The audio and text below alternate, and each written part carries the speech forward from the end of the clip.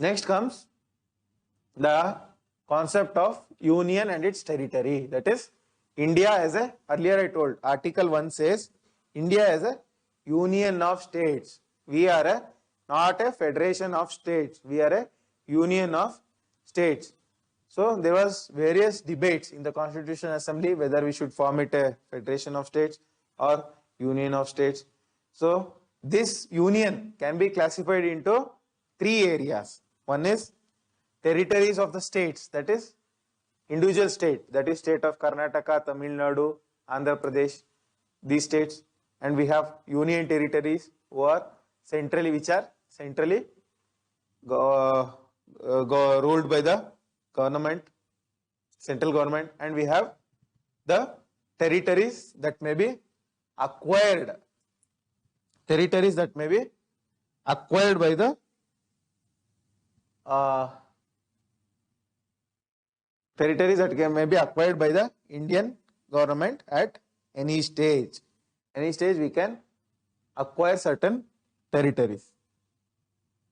So that is there in Article 1. There are three types of states.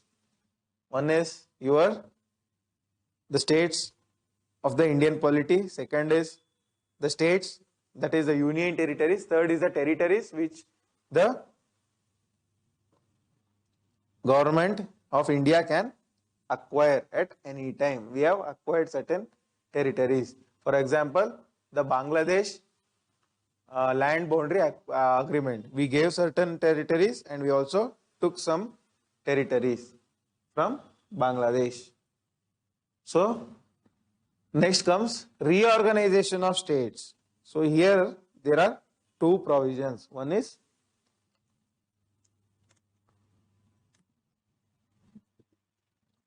under Article 2, the Constitution allowing of establishment of new states which are not part of India. That is, it can be done in two ways. That is, first is admitting the new states into India and the power to establish new states. So this article majorly deals with that territory which are not part of India already.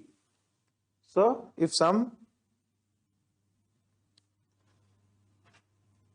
territory is not part of India, if you admit it into the territory of India, for example, Sikkim was admitted in this fashion into the territory of India. It can be done by Article 2. So there was also an article called Article 2A, which was later abolished. It was with respect to Sikkim. Next comes the Article 3, which is power of reorganization of states. How to reorganize the existing states within the territory of India.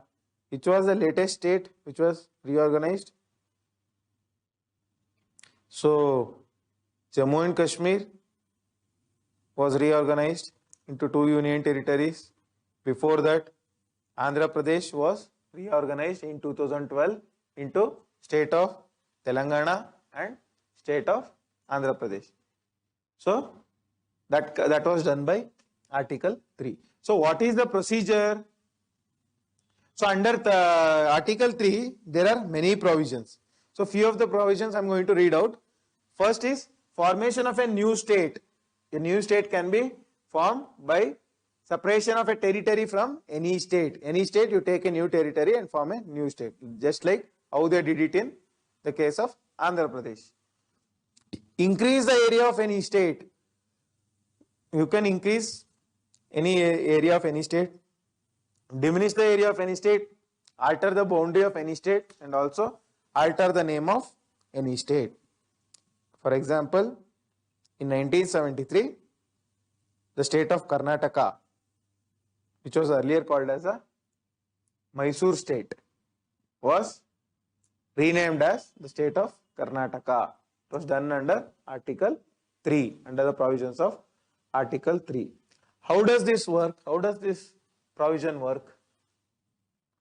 So here, first, President is going to refer the, so first, should it be done by special majority or simple majority? I am going to talk about the various provisions of various types of amendments later on in tomorrow's class. Should it be done by special majority or simple majority? So, in simple majority, if Parliament passes a resolution. So, first, what does the first? President refers it to the State Legislative Assembly. So, if State Legislative Assembly, so State Legislative Assembly actually doesn't have any power. So, they can agree to it or they can disagree to it. Okay. So, after that, the Parliament passes the bill. Once the Parliament passes the bill by simple majority, it will be given to the President.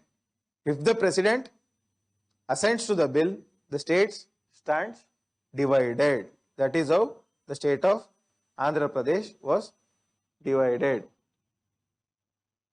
So the basic procedure is prior recommendation. So first, the bill has to be, so it cannot be done by the opposition.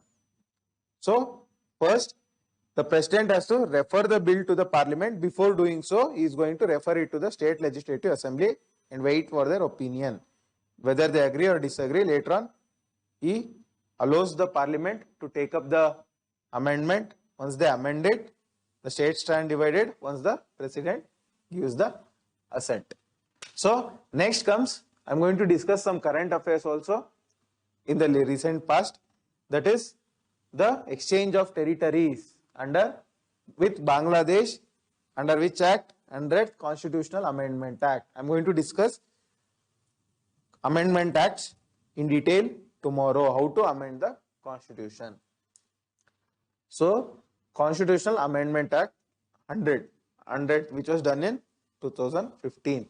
So, Bangladesh was earlier under the rule of Pakistan. It was a part of Pakistan. Post creation of Bangladesh in 1971, of which they celebrated the Amrut Mahotsav, that is 50 years of formation of 50 years of formation of Bangladesh.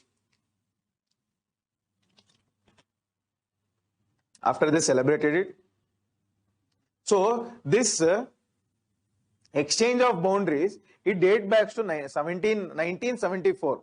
Then only the agreement between India and Bangladesh had taken place to settle the boundary between. So there was certain enclaves as in Indian territory was in, suppose this is India. I mean, this is India, this is Bangladesh. Certain Indian territories used to be in Bangladesh and certain Bangladesh territories used to be in India. So, and also apart from this, there were certain part of the boundary which was not demarcated. So, all these issues were sought to be resolved via the land boundary agreement. So, the agreement was first sought to be enacted in 1974, but unfortunately various political issues it was enacted in. So, India gained how many hectares of land? Some 50 odd hectares of thousands of hectares, and they So, India gained some 50 odd enclaves. So, these are called enclaves. Indian enclave, Bangladesh enclave. So, India gained some 50 odd enclaves, some 47, around some 47 or something. Whereas Bangladesh gained 111 enclaves from India, and also some 6 kilometers of boundary which was not demarcated was demarcated by the 100th Amendment Act. So, next we come to the concept of emergence of new states. Emergence of new states. What are the new states that has emerged? So first we are going to discuss evolution, how the states were at independence. During independence, once the British left, after this, first you have to go back to the cabinet mission plan.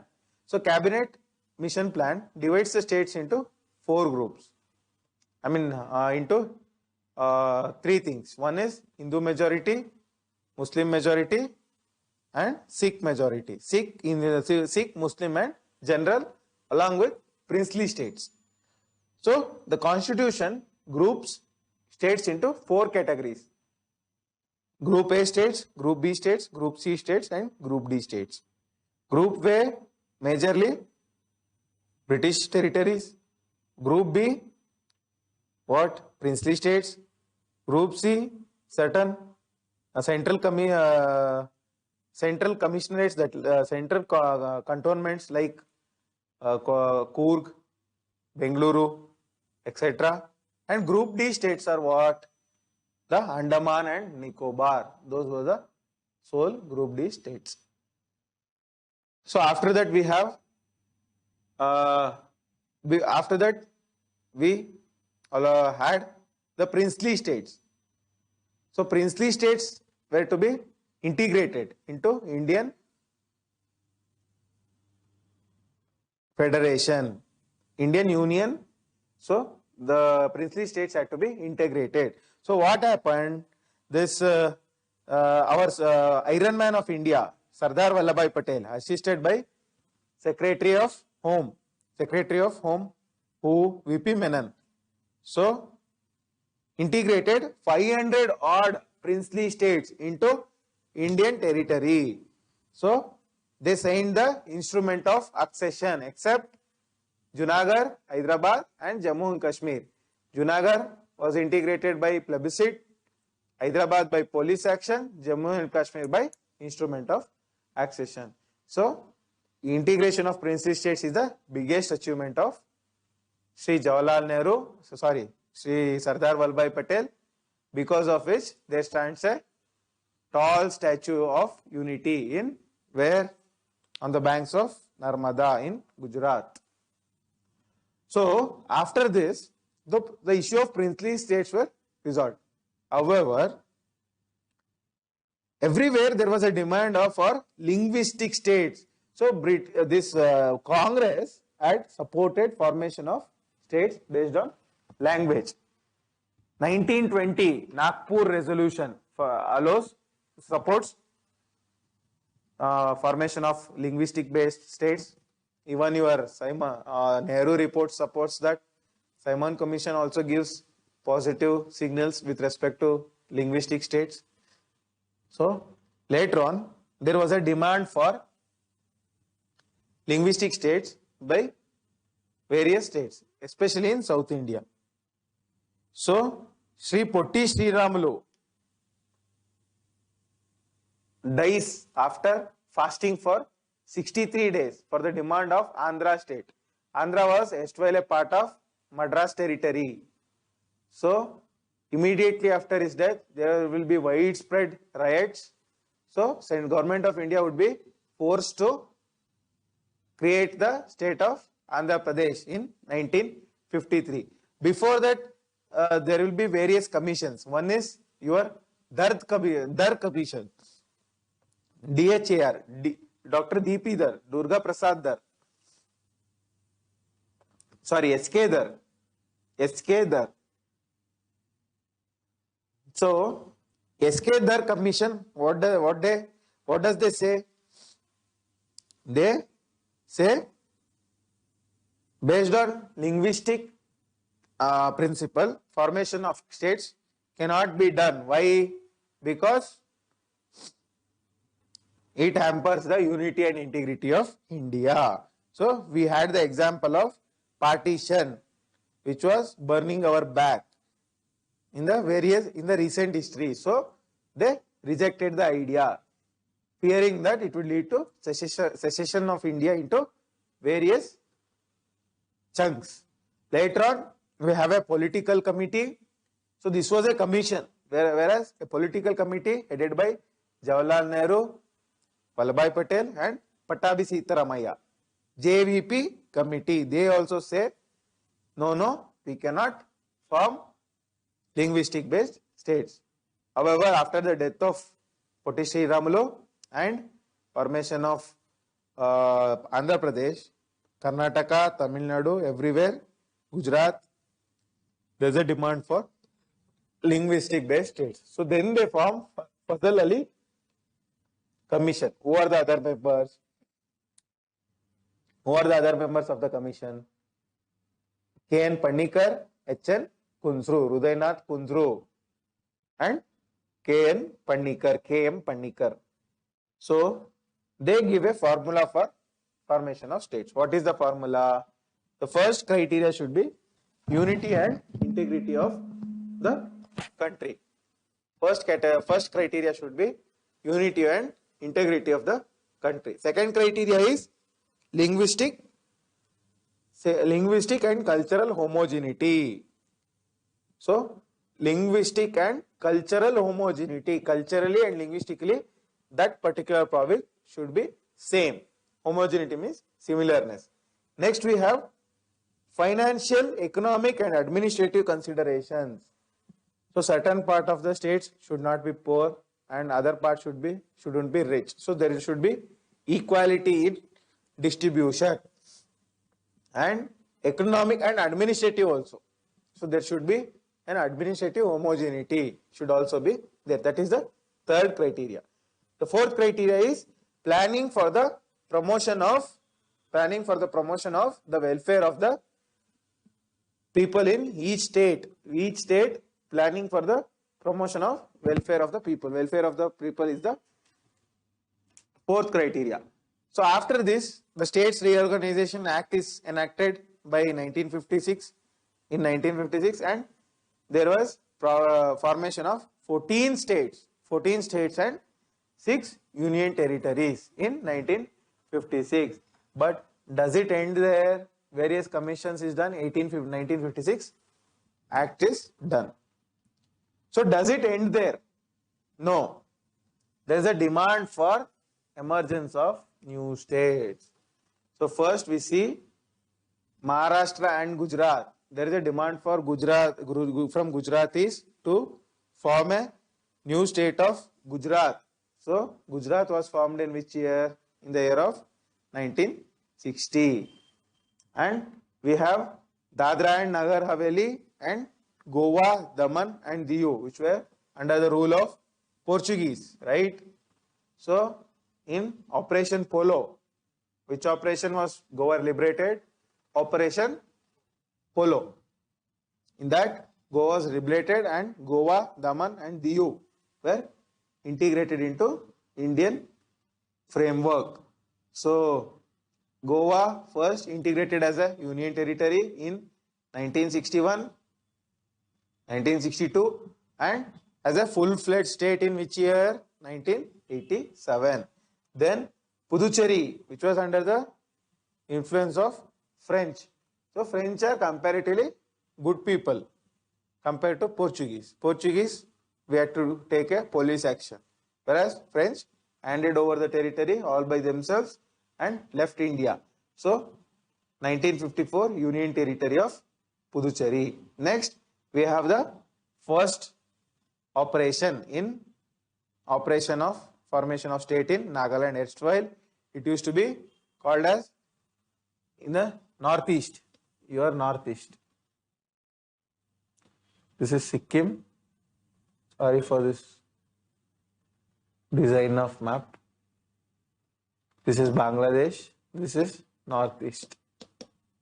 So this entire thing was called as Northeast Frontier Agency, NEFA. NEFA. Okay. So there we first formed the state of Nagaland. These Nagas demand a separate state. Violent actions were conducted by them. So 1963 first state, which is Nagaland, was formed. In 1966, we see a major change in North India. So Haryana was formed, taking out of Punjab. Punjab was bifurcated. Why Haryana was formed? Haryana, they wanted a separate state for Hindi-speaking people. Hindi-speaking people wanted separate state from the Sikhs. Then Chandigarh was formed as a common capital for both the states, and Himachal Pradesh was designated as a what? Union territory in 1966. However, 71 it was elevated as full-fledged state. In 1972, what happens? Manipur, Tripura and Meghalaya. So, what happens in this? Two union territories of Manipur and Tripura. Manipur and Tripura were earlier union territories, and also Meghalaya gets statehood in 1972. All these three states get full-fledged statehood. Okay. After this, we have the issue of Sikkim. Sikkim was ruled by whom? Chogyals. So later on, people protest and they say, we want to get associated with India. So early we form the Article 2A, as we give it a special status first, associate state, then we take it as a full-fledged state. So full-fledged state in which year? In 1975. 1975, Sikkim was created as a full-fledged state. Then comes in 1987 another major operation in Northeast, Mizoram, which was a erstwhile. What was it? Was it a union territory? Yes, it was a union territory. So who was the leader under Mizoram National Front? Lal Denga was the leader who wants the creation of Mizoram, and 1987 Mizoram is created, and also Arunachal Pradesh, including Goa will also be given from union territory to statehood. Later on, post 2000, in 21st century, in the year 2000, under the leadership of whom? 2000, who was the Prime Minister of India? Atal Bihari Vajpayee. So under the leadership of Atal Bihari Vajpayee in 2000, Chhattisgarh. So Chhattisgarh was part of which state? It was part of Madhya Pradesh. Jharkhand, which was part of Bihar, was taken out and given a separate statehood. And Uttarakhand, which was part of Uttar Pradesh, was also formed as a new state. Later on, in 2014, earlier I told Telangana in 2014. Actually, the process started in 2012. The process ended in 2014. So, 2014, 29th state was formed.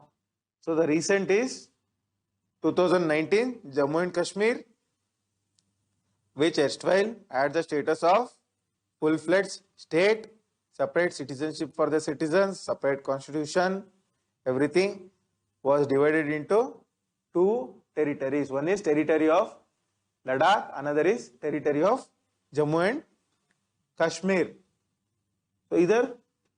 So what happens here?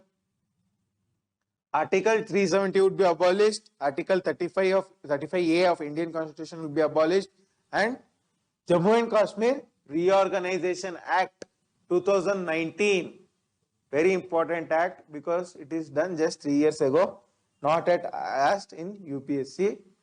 I am not sure about other exams, but very important for another 5 years. So because when Telangana was enacted, it ran the show for another 5 years. So this will be in the hot topic for another 2 years minimum in competitive exams. So this act is important. Jammu and Kashmir Reorganization Act, and also Constitution application to Jammu and Kashmir order. These two, one act and one order, is very, very important. So how many states are there in India today? Totally there are 28 states, and how many union territories? 8 union territories.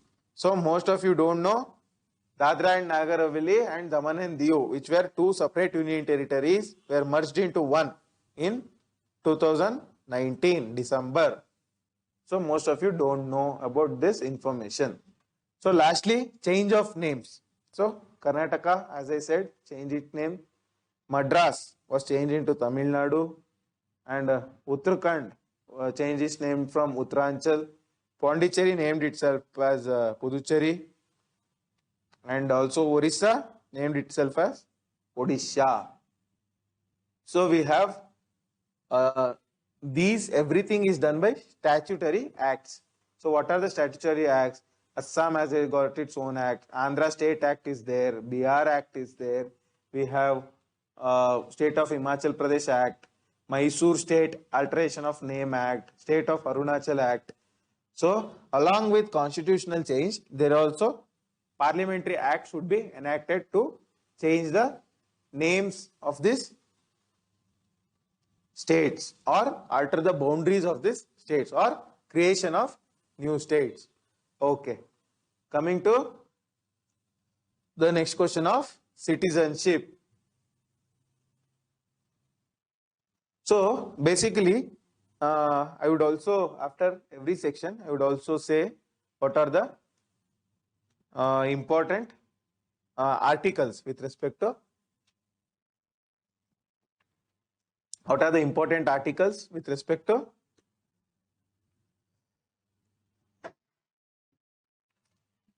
each section. So in this section, we have Article 1, Article 2, Article 2A, which is already repealed, on Article 3 and Article 4. I already told what is Article 1, Article 2, Article 3 and Article 4 is laws made under Article 2 and 3, which is not an important article. So it's not, Article 4 is not so important. 1, 2 is also not so important. 1 and 3 are very, very important. 2 is of average importance. Next comes the question of citizenship. So what do you mean by citizenship? Today we have so many stateless people, refugees, Rohingyas we have, Syrian refugees we have, Palestinian refugees we have, and also we have refugees of which state? From African countries we have refugees. So there are so many refugees, and there are also refugee convention is being brought up, and also India signed this refugee convention 1951. No, India is not a signatory of refugee convention. So though we have signed it, we have not ratified it. So it is not in force. What do you mean by citizenship? So you are a part of a political entity called country. So that country recognizes you as its own by providing citizenship. How do you exercise a citizenship? By electing your representatives, by demanding of rights, by respecting the laws of the nation, by respecting the national symbols, by following the rules and regulations, by paying taxes. So all these are the essential characteristics of being a good citizen.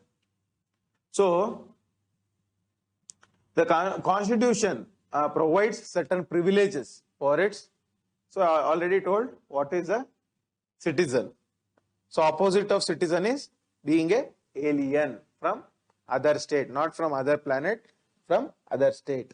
So here what happens? The Constitution gives certain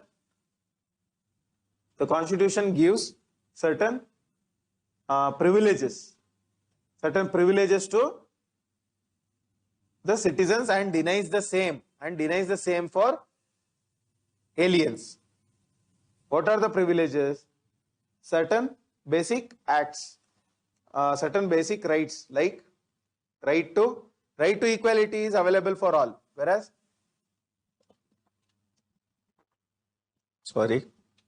right against discrimination, Article 15, right against discrimination is not available to all, whereas, so I am going to discuss this, what is available for Indians and what is not available for Indians.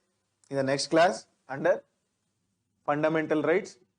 So, right to vote, is it available to all? No, only to citizens. Right to contest for membership of legislative assemblies or the parliament or to the post of president and prime minister. Is it available for all? No, only, so not prime minister, vice president, president, judges of high court. So only citizens can do that. Can foreign citizens become the prime minister of India? That's the question for you which I am posing. Please go and research because it is very, very important, not from exam perspective, but from your own knowledge perspective. Okay.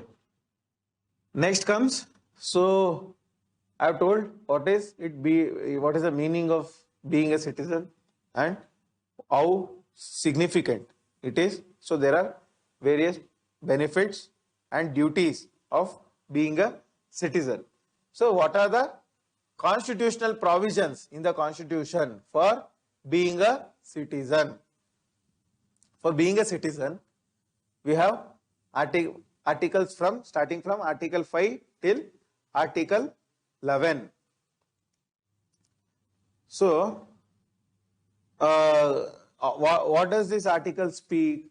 So, Article 5 says that who can become the citizen of India at the commencement of the Constitution. So, here it says there are 4 categories of people who can become citizens of India in 1950 January 26. So, a person who was a domicile in India during independence, or his parents or his offsprings. A person who migrated to India from Pakistan, he is eligible. So, that comes under Article 6. A person who migrated to Pakistan and came back, he is also eligible, Article 7. A person whose parents or grandparents were born in undivided India, but now is residing outside, he is also eligible. So, to sum up, so the person who were within India during enactment of the Constitution are eligible. Person who came from Pakistan are eligible before 1950. Person who went to Pakistan and returned, they are also eligible. And also persons of Indian origin, wherever they are residing, they will be eligible. Who are not eligible as per this constitutional provisions from 5 to 11. So, if someone acquires citizenship of some other country, Bere Desha, I mean some other country, nation, if someone acquires the citizenship, then he or she is not eligible. So, if this is told by Article 9, and if I am a citizen for now, would I continue to be citizen forever? Yes. Whoever continues to be citizen, whoever is a citizen continues to be citizen if I renounce it on my own or acquire other countries' citizenship. This is provided by Article 11. Article 10. Article 11 speaks of Parliament can enact separate laws to delineate the provisions of what? Delineate the provisions of citizenship. So, similarly, for this, the Parliament has enacted majorly the Citizenship Act of 1955, which is very, very important. So, recently we had CAA, Citizenship Amendment Act. In 2003 also, Parliament enacted Citizenship Amendment Act and also gave out certain rules.